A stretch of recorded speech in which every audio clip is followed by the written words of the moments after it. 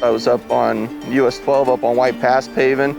We were running the asphalt grinder. I had myself and the lead tech up there at that time. We were looking at some of the grind outs he wanted us to take care of. And at that time we heard kind of some commotion and the engine revving. And we looked and coming eastbound, there's a vehicle in our lane doing high rate of speeds. I'd estimate 55, 60 with us standing out there.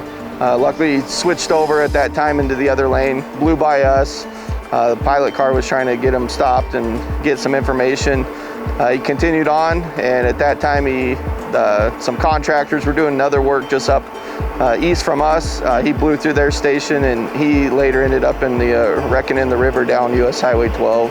I did have somebody go through one of our work zones out there on 182 just outside of Pasco. Had an onion truck driver full of onions, rear end a car that I think they were trying to merge over, didn't merge over, hit all of our barrels, hit everything. Slammed into the back of the vehicle. I actually got out of the rig and went and checked to see what was going on. Walked up to the scene. I seen that the car was pretty damaged. There was no back end. Seen there was a baby car seat in the back.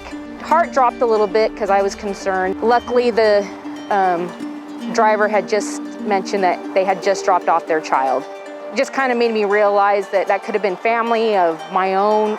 We had closed the left lane, and two vehicles were coming up the I-90 in the right lane extremely fast. They didn't see the signs, and they didn't see the chase vehicle or the maintenance excavator. The first vehicle was coming up really fast onto the excavator, realized he was there, and then swerved over into the left lane.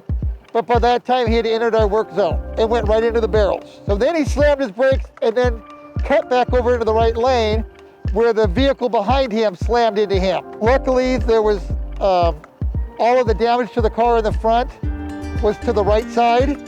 There was a passenger in the rear, but it was on the left side where there was no damage. If he probably was on the right side, he probably would have been killed.